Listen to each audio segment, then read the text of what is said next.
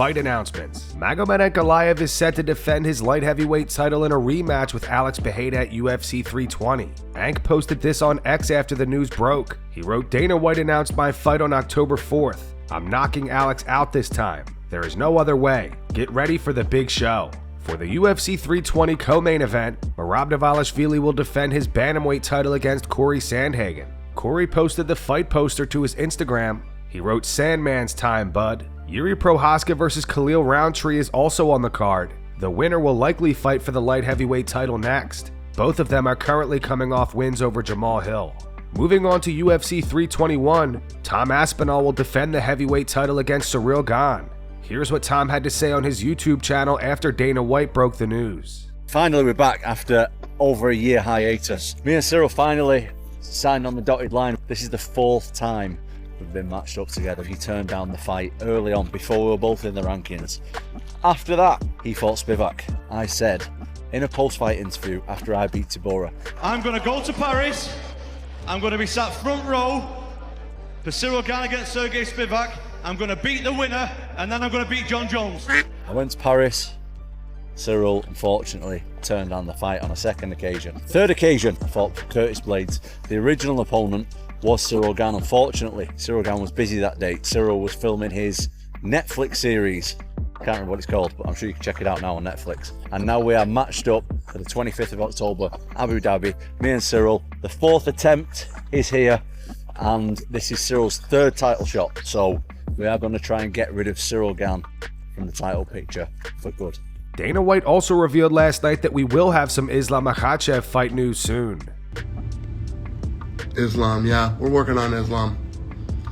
We'll have some Islam news soon.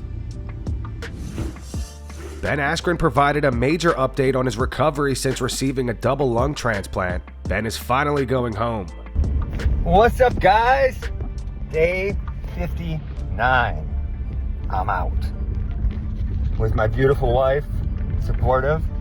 Man, that was a long journey, and it's not over because I still can't really walk.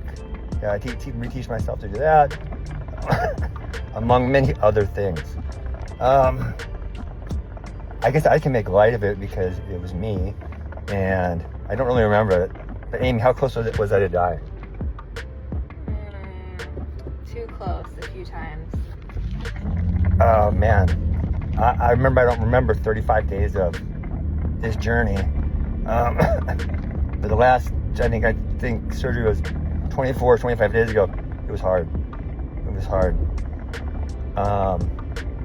And I said this already in one of the videos, but the support you guys gave me, whether it was sending a GoFundMe, whether it was helping my kids and wife get through it. I had friends come from all over the country to just hang out for a couple days. It meant so much. It was so great to just have all the support and all the love. And hopefully I'm not in this situation again for a really, really, really long time. I plan on living a while. So thank you guys again. All the positive support, all the comments online. Everything means so much. Love you guys. Ben also shut down the multiple reports of celebrities paying off his entire surgery bill. John Kim wrote, "There are so many misleading reports about celebrities paying off the whole double lung transplant cost. That is not true at all. If you're able, please consider giving to his recovery fund." And he provided an LTC address. That'll be linked in the description, by the way, if you want to help Ben out. Ben reposted that. He wrote, "A lot of people have been incredibly generous, but any celebrity saying they paid it all are lying." Dustin Poirier released a statement on his retirement today. He posted this photo to his Instagram. He wrote, "Letter to the game. Thank you for allowing a kid to chase a dream. Thank you for the lessons. Thank you for the heartbreak. Thank you for a platform to raise others up. When I started, I wanted to find out how good of a fighter I can be, and I found out. Fighting is life. Fighting is the truth. I'm forever grateful to have walked this path, and the lessons I've learned will be with me until my heart stops. I'm not sure what's next, but I'll do what you taught me. Continue to walk confidently into the unknown." Reinier de Ridder versus Robert Whittaker goes down this weekend at UFC Abu Dhabi. RDR says he needs to finish Whittaker if he wants any shot at earning a middleweight title fight. He's been on the at the top. He's lost it all, but he's still there, and that's the most special thing about him, to be honest. A lot of guys, when they reach the top and then they fall off a little bit, they fall off far, but he has not at all. He's still there, still as dangerous as always. He showed in the Ikram fight that he still finished the fight, and still has a lot of power in his hands. He's still very quick. So what he likes, what I'm seeing in all of his fights, is he likes when you give him a couple of seconds. He likes to have a moment to look, see what's going on, and then blitz. So I cannot give him those seconds. I see myself pressing forward, putting a lot of pressure on him early. I see him responding with quick kicks, trying to blitz. I'm going to pressure him early. Hand fight, hit him with some good long range stuff. Then hopefully hit him with some close range stuff. Take him down, choke him out. That's the plan. So it's the most important thing in this fight is I need to finish Rob. To have a chance to fight for the title, I need to finish him. So that's what I'm coming for. Cody Garbrandt is hoping he eventually fights Sean O'Malley. He believes that he's a bad matchup for Sean. In an interview with MMAfighting.com, Cody said, "I would love to f him up. He just always talks shit. I think he has an infatuation with me. He's so jealous of me, and I can't believe he became a world champion. He can't wrestle for a lick, can't defend a takedown. I mean, Merab straight bullied him, but he's been calling me out forever, so I've been ready to fight that dude. I've got what it takes. I know how to beat this dude. The way that I fight, it'll be a bad night for him, but that's up to the UFC. I've tagged Dana White. I tagged him in it. If that's the next fight they want to do, I think that's going to be a great pay-per-view fight. Good drawing. He's got a good fan base, but they're younger, you know? The Twitch people, the video games. But I'm a dog. I would love that fight. He opens his mouth, and he's been embarrassed a couple of times. If something happens to me, I go out and put on a fight. Go out on my shield. But I'll never get dog walked like that ever. He's trying to do all this. When you lose, you try to reinvent yourself. I'm going to quit smoking. I'm going to quit doing X, Y, and Z. You looked worse than the first fight, so you maybe need to go back to smoking or do whatever you need to do. And I was there before. I had everyone in my ear. Oh, you got to do this and this. Train hard. It's not that. It's, I would say, confidence. He's not the undefeated fighter he always said he was. He has a lot of holes in his game when he's wrestling. Taking nothing away from Merab. Merab is an amazing fighter. Got a good gas tank, great wrestler, good pressure. And styles make fights, so at the end of the day, my style would be a bad matchup for him. Tony Ferguson is set to box social media influencer Salt Poppy at Misfits Boxing Ring of Thrones event on August 30th. Tony did some shadow boxing today at Media Day. Let me know how you guys think he looks.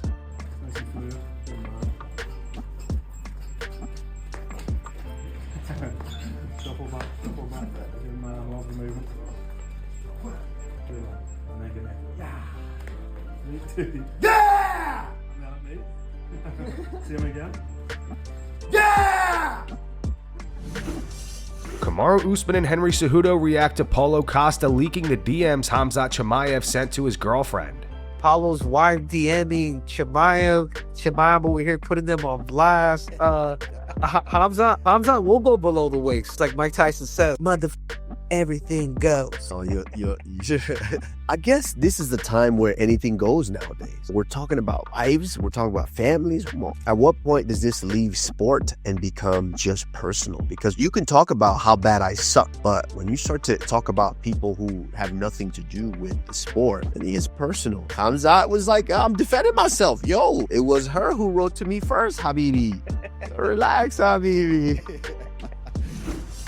Justin Gaethje has zero interest in fighting Paddy Pimblett next, despite rumors that the UFC was pushing for that fight. In an interview with ESPN, Gaethje said absolutely not. I mean, if that's the route they want me to take, then I don't believe they need me anymore. I know that sounds petty or whatever, but I'm number 3. I'm 3-1 in my last 4. The champion was calling to fight me. He f***ing vacated. They bring a new guy in and give a guy that's 2-2 to fight. If they want to, if their algorithm tells them to just use me until I get beat, then I'm going to have to really reevaluate what I'm doing here. Gaethje also discussed Max Holloway's signature point down. He says if Max were to do that to him again, he's blasting a double leg. You know, in that moment when I was fighting, specifically, I was losing, and again, when he pointed the ground, like, nodded my head and ran there because I'm there to win. You know, I'm there to compete. I'm there to fight until the last second. And literally, I got knocked out in the last second. If he does it again, I'm going to blast double A.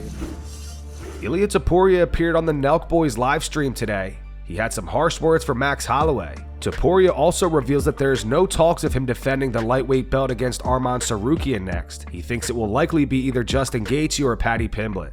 How about, I guess now, I think Max Holloway said he was like, he doesn't like how you're walking around with the BMF belt and stuff. That's not my problem. I just knocked him out. Yeah, I guess they're saying that's not a war rematch too. I don't agree with that. Like, you just knocked him out. I just knocked him out. Yeah. Like, how you can still being the BMF if I knock you out? I just told you, I pointed the ground in the first 10 seconds. You run away. Then I caught you anyways. Then I put you to sleep. And you're still the BMF? How's that? Like seriously though, like, what do you think you'll be, like, the UFC will get you next? I'm curious because there's a lot of guys. I don't know. I think that they are going to try to push for Dustin. This is what I think. Or maybe Paddy. There's not even conversation about Arman. On the same live stream, Ilia Topuria dropped Steiny with a right hand while they were sparring. Try. Look, it's not my face, my shoulder.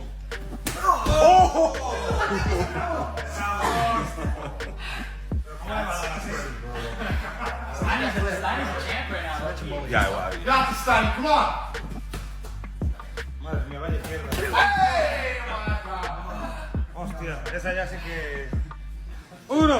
Okay, I respect Steiny. I respect Steiny for this. And that's going to wrap it up for the news. Thanks for watching. For daily MMA news and content, subscribe to Full Mount MMA and click the bell icon to be notified when we post videos. Here are the 3 top comments from last video. The first one's from Khamzat Chamali MMA. They quoted Dustin Poirier. It says, "I'm not going out like Gaethje," with a laughing crying emoji. The second one's in reference to Brendan Schaub going off on Renato Moicano for not accepting the UFC antitrust lawsuit settlement money. It says Schaub needs that $200K bad right now. And the final one's in reference to Khabib Nurmagomedov saying that Khamzat should stand and strike with Dricus du Plessis. It says Khabibi telling Khamzat to stand up and strike is hilarious. Those were the 3 top comments from last video. If you want to be featured in the next one, all you have to do is comment down below. And if you missed yesterday's news, click the video on screen right now to get caught up.